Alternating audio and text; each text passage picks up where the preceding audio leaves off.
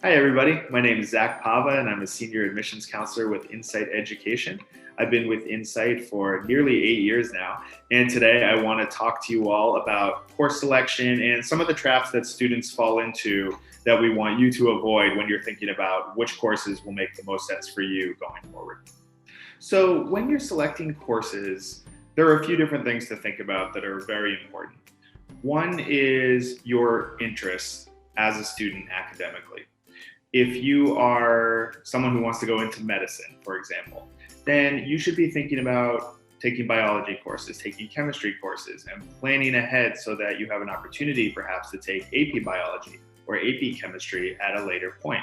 So, depending on what your intended area of study is, even if you're not sure, you want to be able to make choices along the way that allow you to continue to pursue that path, assuming you stay on it. Another area of focus for students when choosing their courses is to think about course load.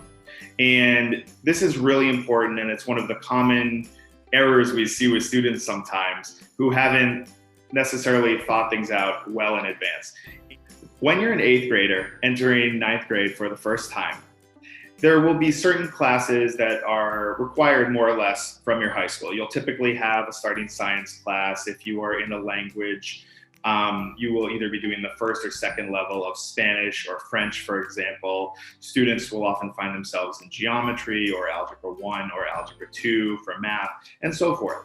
But as you get older, you're going to be able to make more choices. And part of the way you can accurately predict which courses you might do well in is based on your previous course load.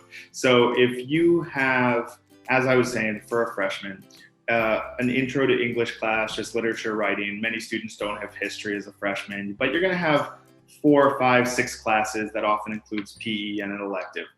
And if you are struggling with that schedule, let's say that you have a couple A's and a couple B's and a couple of C's during that first year, it might not make the most sense to jump right into every honors class available when you're a sophomore. Some students are better prepared for it than others, but it's important to note where your strengths are. There might be certain classes that you can do really well in and others that you struggle more. So if you are someone who continually crushes it in your English classes, then the first opportunity you have to take AMLIT honors or AP literature or AP Lang, these can be great opportunities for you to continue to move forward in those classes, to continue to add to your writing skills. You'll read more complicated texts and so forth as you move forward. And hopefully that'll be a strength in terms of your GPA all the way through high school. So recently, and some of you may have heard this, there was a big announcement from College Board, essentially announcing that subject tests would no longer be offered starting right now in January, February 2021. And this has caused a lot of concern for families who are thinking about long-term testing options and also what they can do in terms of choosing future courses. Does this place more emphasis on APs, for example? And it's a yes and no answer. Okay, so on the one hand, and this is really important for families to know, AP scores on the actual exams, which are always taken in May, are self-reported. If you perform really well on an exam, you earn a 5 or a 4 or even a 3, which is a passing score. That's wonderful. These are scores that you're going to add to your college applications later on. These are scores that you're going to send to your eventual college of choice so that they can establish if you've earned course credit once you get to college. But whether you should enroll in 2 extra AP courses during, for example, your junior year of high school, that's a different question. And sometimes students lean too quickly on that option. And this goes back to balance and having a course curriculum that makes sense for you.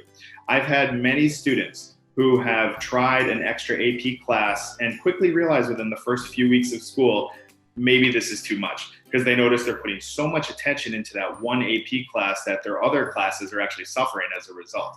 And you don't want your GPA to dip overall. It's important to earn as many A's as you can, as many B's as you can, depending on what your goals are and what you're trying to achieve, because everyone has different GPA goals long term.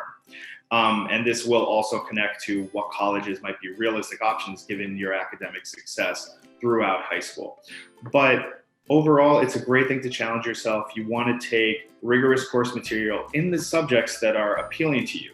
Don't take an AP class just to take an AP class, right? Because that often can backfire. But if you are handling your schedule really well, and if you have earned strong grades with a challenging course load, and it seems like you're ready to take an extra honors or AP level class the following year, then that's great. That's probably the next realistic step up. And then you keep building from there, because your sophomore year schedule is going to be a little harder than your freshman year schedule. Your junior year schedule should be a little harder than your sophomore year schedule. And then something that's actually often lost on students, your senior year courses should continue that trend, because this is the transition year before you're heading off to college, and you want to maintain a rigorous curriculum and show them that you're still working hard and still trying to learn at that point in the season.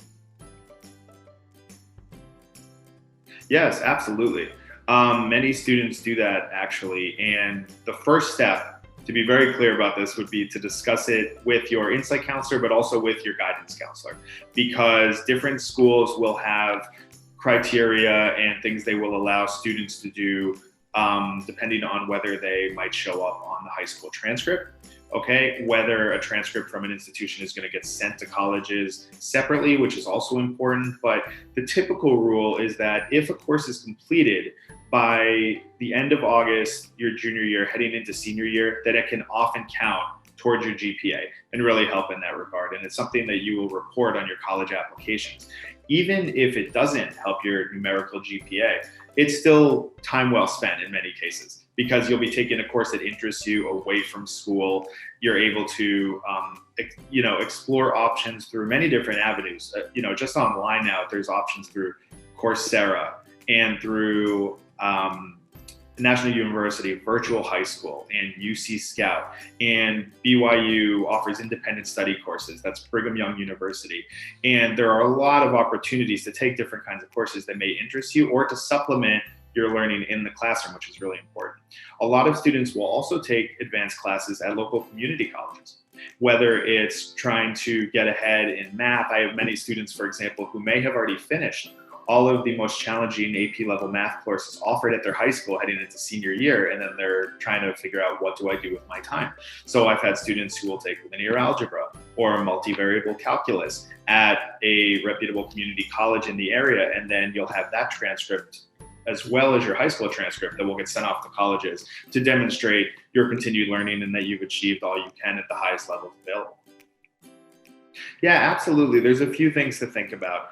And it's a different perspective when you're a junior heading into senior year and you're starting to eye, the end of the academic journey, at least in high school. There's a few things you want to check off your box. One is to make sure you have satisfied all graduation requirements. That is not something that students often are proactive about looking into. So if you still need to complete PE, if there are electives you need to complete that are offered at your high school, that's really important. And some school systems, the UCs, for example, for which we have many, many students apply every single year, you have to have a fine arts class. And that would typically be something like drama or band or photography or ceramics. And you also need to have completed at least one college preparatory elective. This will often include economics. This will often include a business class or AP psychology, just to name a few. But you want to be sure that you have taken these classes. And if you haven't, they may need to become part of your senior year curriculum. So keep that in mind, especially as you're balancing taking all your courses at school versus taking any classes away from school.